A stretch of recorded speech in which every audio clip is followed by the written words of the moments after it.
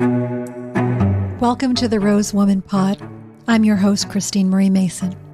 Every week we talk about something that moves us into more liberation, more peace and power and pleasure in our lives, maybe unwinds a belief that doesn't serve us anymore. And this week we're talking about lingerie, but not just lingerie. We're also talking about enclothed cognition, which I will define later. But first, a poem. Bob bought a $100 suit, but couldn't afford any underwear. Says he, if your outside looks real good, no one will know what's under there.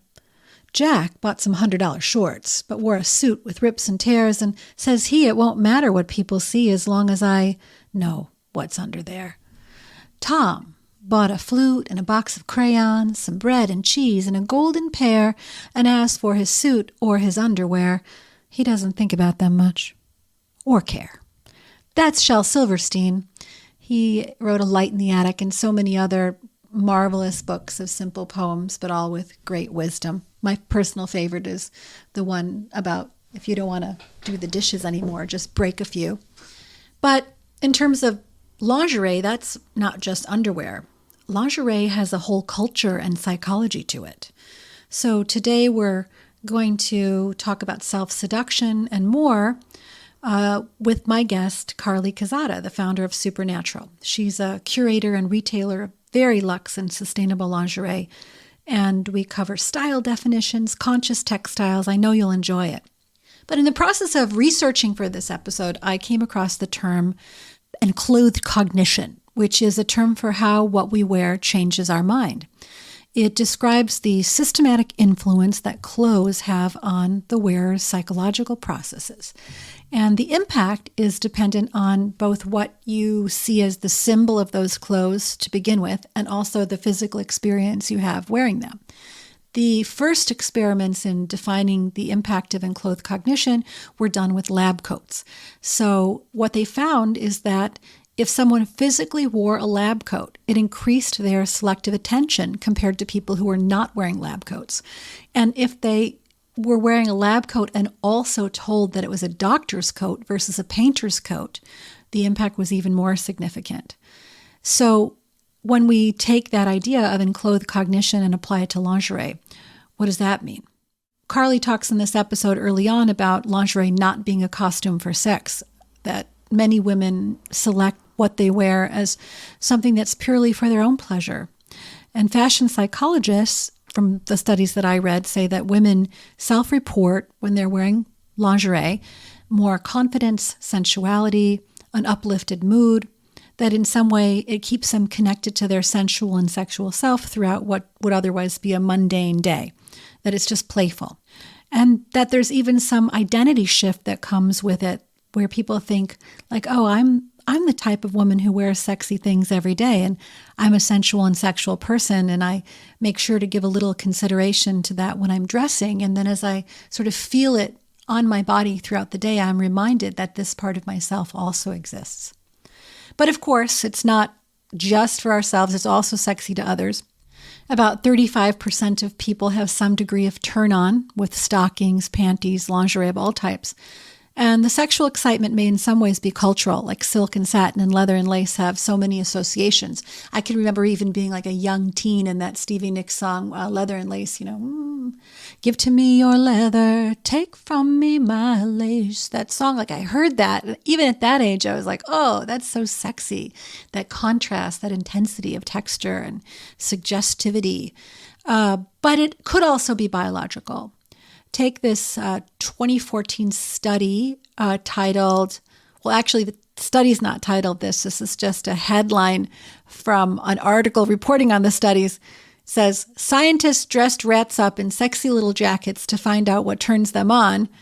And basically the study says, if you take male virgin rats and you allow them to have sex with females and you give them the choice between ones that are wearing little vests, little jackets, little rat lingerie, and ones that aren't, they will prefer the ones that are wearing the little outfit. And over again, whether it's the first time or the second time, they'll always prefer the one wearing the little outfit, which is kind of weird. There's a lot of odd little studies out there. I found one on the stimulation of the visual cortex, that the contrast of color matters a lot, like red and black on pale skin, or white or blush on ebony skin, bright or jewel tones on any skin, that the contrast itself is part of the visual excitement. So as we get into this episode with Carly, I hope you are giving some thought to how you feel in your undergarments and where you stand on creating a sensual moment through dress in your daily life. What's your favorite sensual garment? Do you even have one? I mean, I know a lot of us go through our days with like, just give me something that shows well under a t-shirt and then I don't even have to feel or know that's there. But maybe there's an opportunity here to create a little more pleasure. So let's get into it.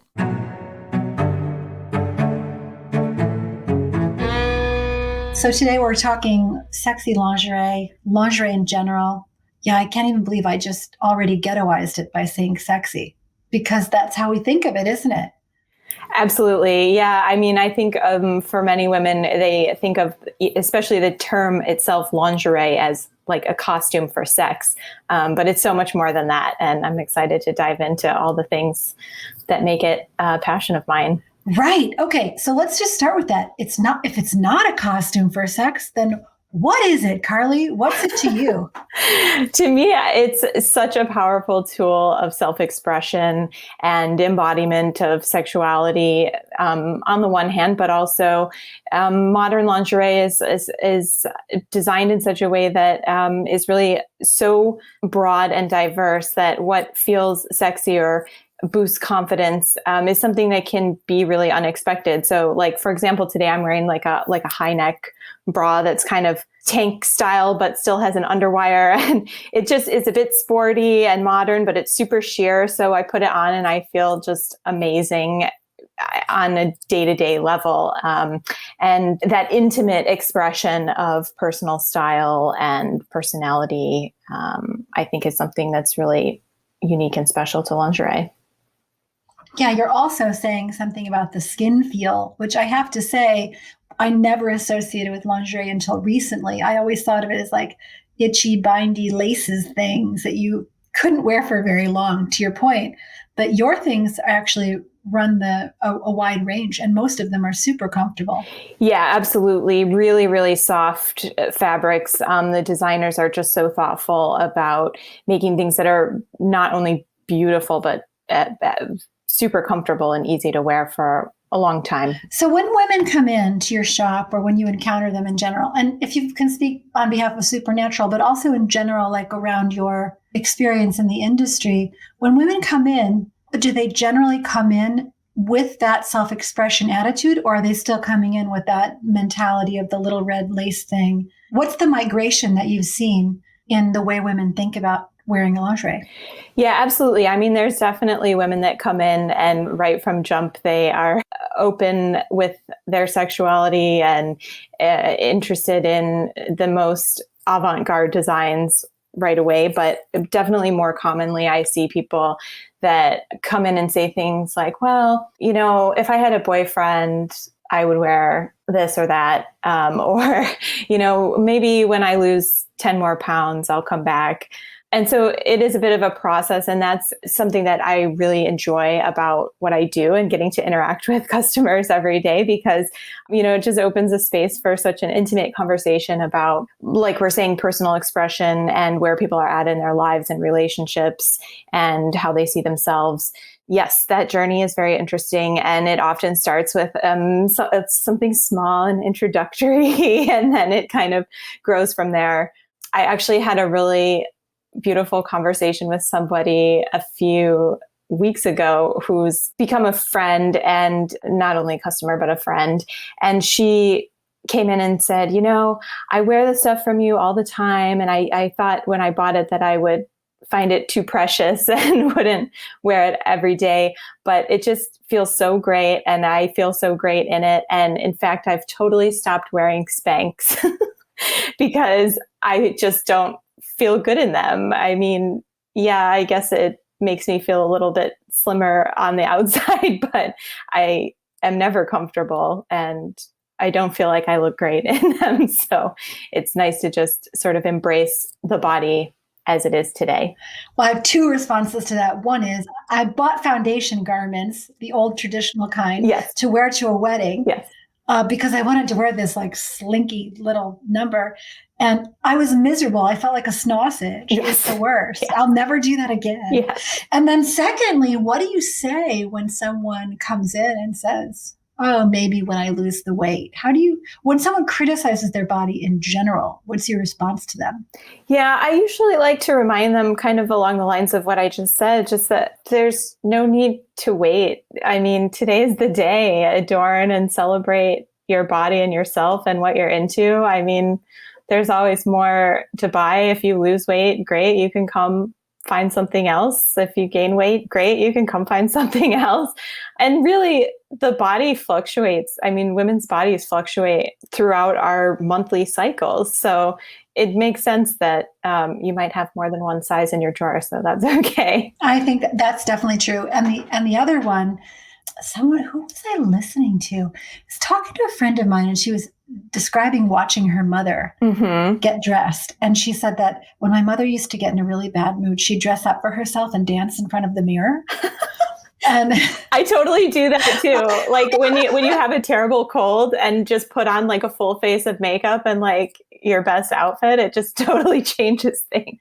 I think that's the answer to the person who says, well, if I had a boyfriend. Yes. And to that too, I say, again, it's not a performance. It's about celebrating yourself. Like you are worthy of beauty. It doesn't have to be, for someone else. Oh, wait. And then the Shel Silverstein poem where he's like, would you rather have this fancy suit on the outside, a really nice underwear, and then I have to find this poem for you.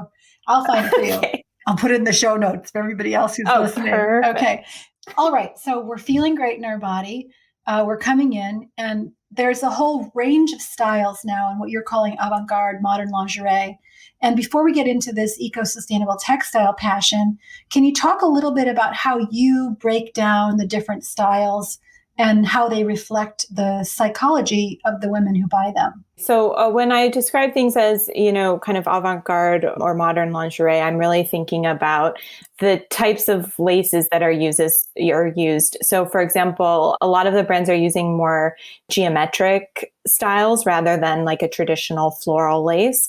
There's often a lot of really strong kind of graphic lines on everything that feel like beautiful frames and outlines of the body, and those styles I would say are a bit more wearable and everyday, but then we also have things that range into much more bondage inspired styles. What does that mean? So like super strappy and lots of accessories like collars and big metal hardware, a lot of like open styles. So like open cups or open bottom briefs, bodysuits, that type of thing. And how is that? I mean, I have the sense in general that bondage or that sort of suggestion of power play is getting more acceptance. What do you see? Yeah, absolutely. I mean, even just wearing collars out as like a fashion accessory, I think is definitely an indication of that. And it's becoming, it's been a bit of a trend for a while, but it's becoming more and more mainstream to wear, these sort of bralette crop tops out as a shirt. Yeah, I definitely see that. I remember really trying to hide the straps. Yes. On everything. And nobody's doing that anymore. It's like, nope, this is just a layer. Yeah, totally. I remember having those like clear straps in middle school. Did you ever have those? Yeah. Clear straps. And then how like fancy dresses used to have strings with snaps in them so that you could snap so that they wouldn't, God forbid, slide around. Yes. Like as if everyone doesn't know you're wearing a bra. Right. Because they just stand up that way. Right. Just perk up like particularly if I'm wearing that little, I'm a double D. If I wear that little shelf thing, I don't know. They look like they come from outer space. Like the squeezy thing. They're like buoys. Yes. Boy, oh boy. So let's get into this serious nature of things. Like we are looking at a global economy that is highly dependent on agrochem, on toxins, on dyes, on slave labor. We're not going to mince words here. When people are buying clothes for cheap, they're basically made with slave labor. And lingerie is really no different in general. When you set out to do this company, how did you even begin? Like, how do you set criteria? Just talk to us a little bit about sustainability in choosing what you put on your body. Yeah, absolutely. I mean, I feel like that's the only responsible way forward for anyone engaged in the fashion industry. So when I set out to do this, I didn't want to do what everybody else was doing. It was really important to work with independent designers, creating original designs and interesting and innovative designs, not only in the way things look, but also the way they're made. And most of them are quite small operations that control all of their own production facilities and work with many generation family owned lace suppliers, mesh suppliers, hosiery suppliers. And they're doing things ranging from zero waste facilities that use only solar and renewable power in those facilities to using really interesting fabrics that are made from recycled yarns. So while quite a lot of the fabrics are still synthetic, they are making them from pre and post consumer content. And there's one fabric, I'll have to double check. I believe it's called a ROICA. It's an acronym. And in fact, that the way that fabric is developed is it is a synthetic, but it biodegrades in a way that's not like typical polyester fibers. So it biodegrades much more quickly. And then again, most of the brands, all of them are using Ecotech certified fabrics. So no toxic chemicals in the dyes or other treatment processes. And then all the cotton gussets, for the most part at this point, are made from organic cotton. Well, we put, the Ecotech certification, for people who don't know, like, I know that when I made the wipes for Rosebud, we were almost to production, and we put what I thought was a bamboo cloth, but it wasn't Ecotech certified. And I learned that bamboo takes like 200 chemical processes to move from that fibrous thing that you see growing by the side of the road into that super soft textile. And that if you don't get it Ecotech certified, then the residues of that remain in the fibers and rub off on the skin, and particularly intimate parts of the body. Like, we use our wipes on the vulva and the vaginal area. I didn't want that. So the idea of organic and Ecotech certified anything with lingerie or things that are closest to the body seems really vital. Yeah. And the sustainability question, especially in the fashion industry, is so tricky because, that you bring up a great example with the bamboo, because in some sense it's more sustainable than cotton because it doesn't take as much water to grow. It's hugely intensive chemical process to break down the fibers. So there's a balance, and people are doing really interesting things to make that make sense. So have you been out visiting some of your makers? Not in a while, but that's coming back soon. I'm actually headed to New York next week on a little buying trip. So excited to reconnect with everybody in person. Hey, if you're a vendor who she doesn't mention, give her a break. What are your favorite vendors right now? What are the things you're loving? Well, this is no secret. I'm definitely a fangirl for La Fido, which is a Belgian-based brand. And the founder, Muriel, she's just absolutely meticulous about materials and fit. And she's doing all kinds of amazing things around inclusivity in their marketing, but also in the actual sizing that they're offering.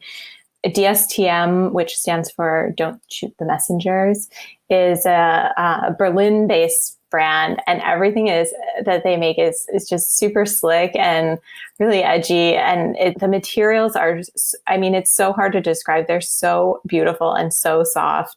It's really truly a second skin.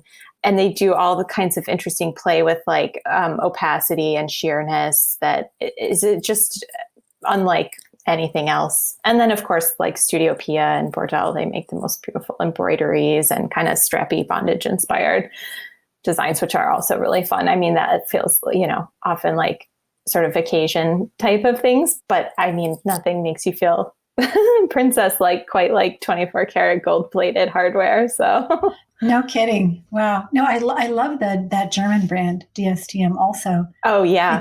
It looks nothing like a lacy frou-frou. It's just very luxurious. So you're also doing accessories, right? You do, I saw tassels and other things. Talk to me about how you're curating those and how accessories fit into general lingerie. I mean, I think it's just such a playful addition to a lingerie collection or to the everyday styles that you might wear. So, for example, Fraulein Kink, which is one of the main brands that do accessories in the shop, she has all these fun pasties that are made from Italian leather and reusable for years and years. They just add that little like burlesque vibe to whatever you're wearing. And they're great to kind of complete a look if you're wearing like an open cup bra, just to have that extra kind of teasy layer. And then the collars and harnesses. I mean, I've just been having so much fun with those. They're really, it's an interesting sensation to wear something like that. And then again, it just is this nice fashiony, on trend, but like edgy styling layer. It occurs to me that you're using language that if you're not in the business of shopping for exotic clothing, of some exotic lingerie, that you might not even know what some of these terms look like. Like even you were just talking about an open cup. Let's just break it down. So going from like the fullest playtexy bra that my great grandmother wore, like just what are the definitions of all these different cup styles? Sure. Yeah. So like a full cup or molded cup bra would be kind of what you're describing. But a full cup bra could also describe something without any kind of padding. There's so many, there's so many styles of bras, but like a balcony bra would be something with a bit less coverage. So that would hit kind of midway across the breast line. So that gives you a bit of a push-up effect, like as if your breasts are actually on a shelf on a balcony. And then a quarter cup bra would fall just below the nipples. So you get a bit of lift, but still more exposed look, I guess you would say. And one little just like interesting historical tidbit about the quarter cup bras is that they were actually really popular and a preferred choice for a lot of women in the 20s because they wanted that look of not wearing a bra, but wanted a bit more support. Whereas now, it's considered kind of like an erotic style and not something that you would wear on the day-to-day, which is kind of interesting. And then an open cup bra would mean that it's basically just an underwire and no coverage of the breasts at all. So with an open cup bra, again, it's more of a styling choice, but you could wear pasties, which are nipple covers that would be separate from the bra itself. And how does a pasty go on? Is it literally pasted on or does it suction or what is it? Well, there's a few different things, but usually it's an adhesive. So they tend to come either self-adhesive with, kind of a sticky surface on the back already when you buy it, or the more like long lasting ones, like the ones that I sell that are leather, for example, you would put like a double stick tape on them.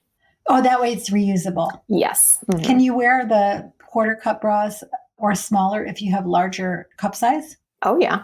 Okay, good to know. I mean, you want to make sure it's designed to support your breast volume, but yeah, all the ones that we carry would work. Can go up. Yeah. This is so exciting. This is so good to know. Okay. All right. What about you use the term, I think you said harnesses, or I'd seen it somewhere on your site before. What are those and when are they used and what does it evoke for you? A harness could refer to something that is just worn on top and usually has no cups and no underwire generally. It's hard to describe it verbally. It usually goes around the neck or shoulders in some way and then around the underbust or the waist in some way. And alternatively, there are also harness briefs or bottoms that again are mostly kind of elastic strapping or something similar, where there's no crotch or back coverage, that it just kind of goes around the legs and around the waist, kind of framing the bottom half of the body. And then there's also full body harnesses, which usually aren't full body, they don't go down to your toes or anything, but would be a combination of the top and bottom style harness. When people are playing with these, what is the general response? Like when I hear harness, I walk my dog and it wears like this little vest and it's got the Velcro clips in the back. So, that's what I think of when I think of harness. I'm trying to understand when you're in the shop and people are looking at these beautifully curated, beautiful things, what do they report the sensation as when they are trying on a harness, say, or what do people say to you? They really enjoy it as a way to kind of complete a lingerie look. So for example, like a bottom harness is great if you want a third piece to your bra and underwear set, but maybe you don't want to wear a garter belt because you don't want to wear garters or stockings. But we want one more piece to create those beautiful lines that come together with the other items. Yeah, I feel like there's also leg wear, there's covers like the robes and things. There's so many ways that we could talk about it.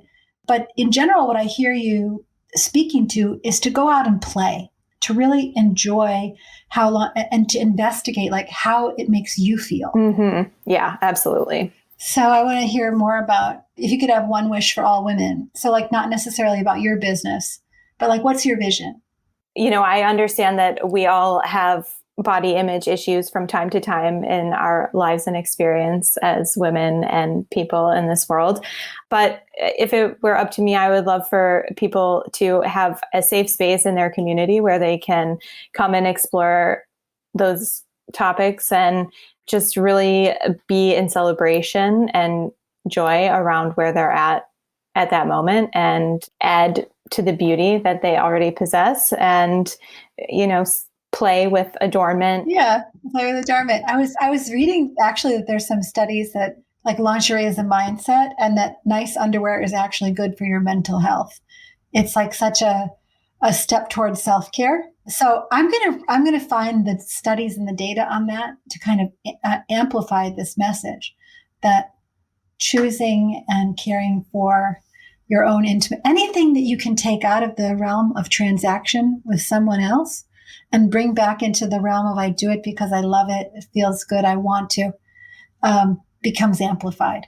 Whether that's how you dress or, how you take care of your beautiful body. You're not an object. Stop objectifying yourself, I guess is the message. I couldn't have said it better myself. That's exactly, I'm right there with you. I'm really happy to know you. I'm happy that there's somebody out there that's choosing such beautiful things and is a stand for greater care in a global industry that has been lacking in it to a certain extent. Well, thank you so much, Christine. The pleasure is all mine.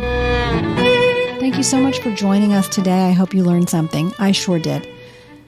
I would like to leave you with this idea that whenever you find your curiosity, that you're allowed to try new things and then decide whether it works for you or doesn't.